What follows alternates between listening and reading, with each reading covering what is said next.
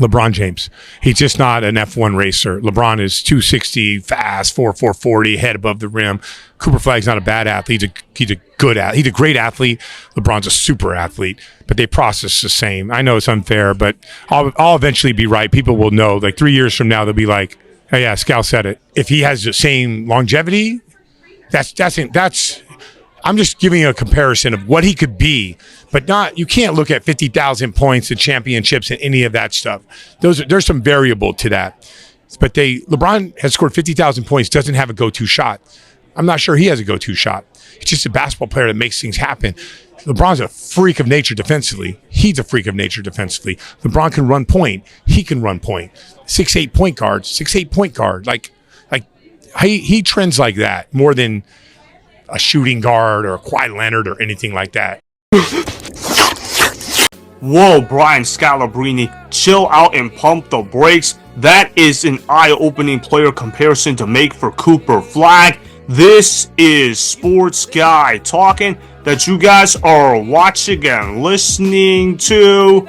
I am Dustin Tran, your host, as I am here today to talk about Cooper Flagg drawing insane player comparisons to LeBron James. Obviously, Cooper Flagg is viewed as a generational prospect and is expected to be drafted by the Mavericks with the #1 overall pick. With sky-high expectations coming from draft gurus, Cooper Flagg will be in the spotlight for years to come. Before I say anything else, though, I want to present you guys with the topic question. So, here it is. Will Cooper Flagg end up becoming the next LeBron James? I don't see it happening personally. Brian Scalabrine is wrong on this take. And look, I get it. Brian Scalabrine can be a fun guy for a lot of people to listen to, and his takes are sometimes pretty solid. But this is not one of those moments. Brian Scalabrine is in the wrong here for his take about Cooper Flagg. This is saying a hot take for the sake of a hot take. Cooper Flagg is a good basketball player. Don't get me wrong. I believe Cooper Flagg is going to be a multiple-time All-Star. I believe Cooper Flagg is going to be a franchise-altering type of ball player.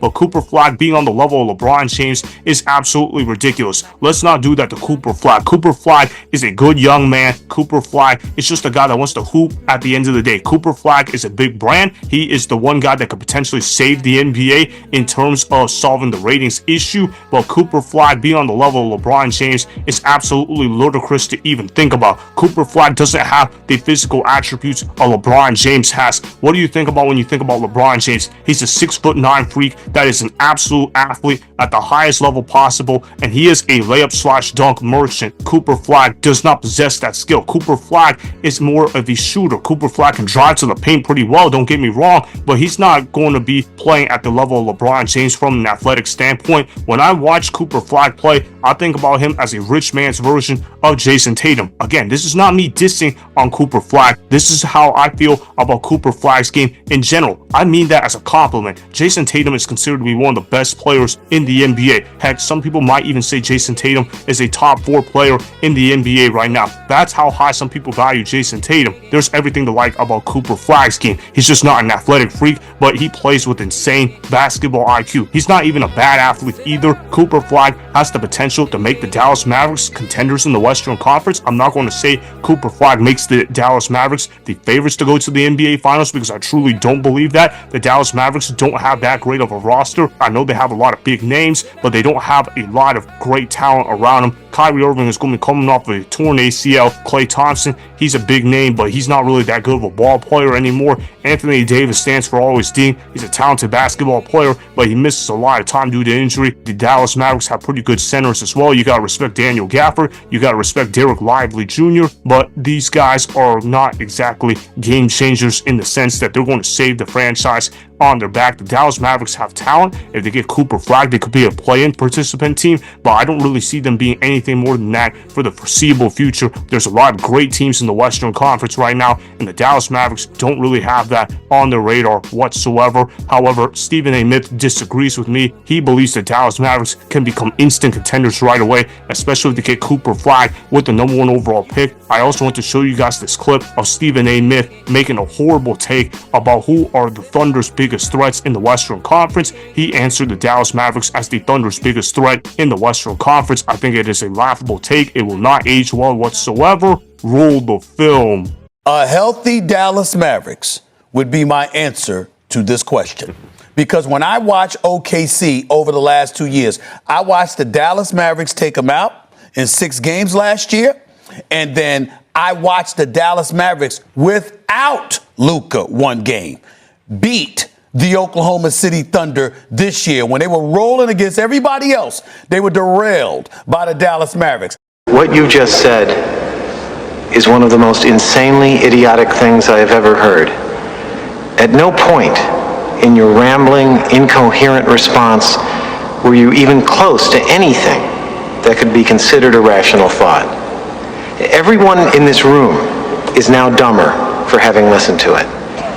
I award you no points, and may God have mercy on your soul.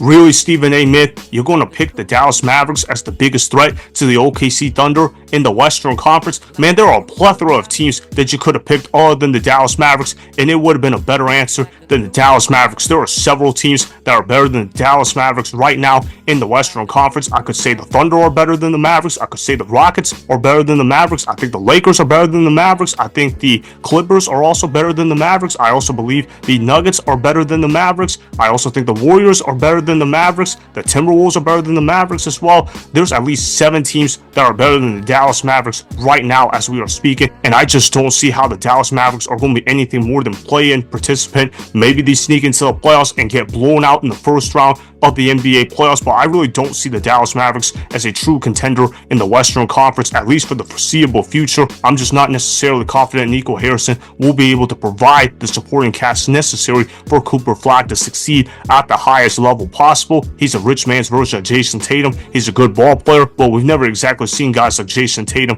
play on bad basketball teams. Meanwhile, Cooper Flagg is going to have to be playing for a dysfunctional franchise. The Dallas Mavericks thought it was a good idea to trade Luka Doncic in exchange for Anthony Davis, Max Christie, and a 2029 first-round pick. If that's not the definition of an incompetent organization, then I'm not sure what is. Nico Harrison sucks at trading. He sucks at team building. There's no amount of rigging that can cover up how bad Nico Harrison is as a GM. I know that the Mavericks have big names on paper, but can they mesh well together? That's the big question that the Dallas Mavericks have right now. I'm not the biggest Jason Kidd believer either. I don't believe Cooper Flagg will end up being able to live up to the standards of being the next LeBron James. I do think he's a talented basketball player, and I do think Cooper Flagg can make multiple All-Star appearances, but in terms of him becoming the future face of the NBA, I just don't see it happening whatsoever. If the NBA was smart, they would make Shai Gilgeous-Alexander the face of the NBA, but they're not going to do that, so let's see what's going to happen with Cooper Flagg. I don't think Cooper Flagg has what it takes to become the future face of the league. I just don't think he has enough of a personality to be the future face of the NBA, and if you're not winning a whole lot, it's going to be hard to be the face of the league.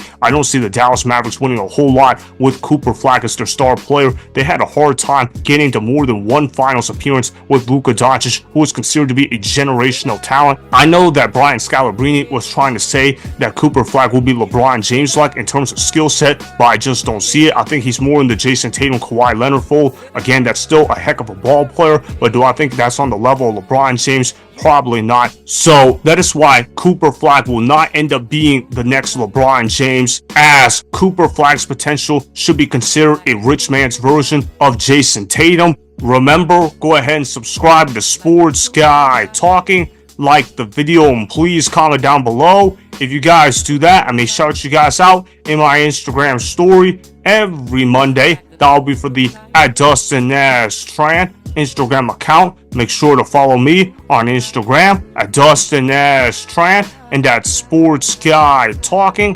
Also, go follow me on Twitter @DustinNashTran. Again, go ahead and do those things that I just told you guys to go do. Hopefully, you guys enjoyed the content that was just produced. Peace out. I hope you enjoyed that video. Want more Sports Guy Talking, the home of great sports content? Make sure you click that subscribe button to get the latest from Sports Guy Talking. Go ahead and like the video, comment down below, check the description box on the video in order to follow my Instagram and Twitter. Also, be sure to check out more of the best clips from the YouTube channel Sports Guy Talking.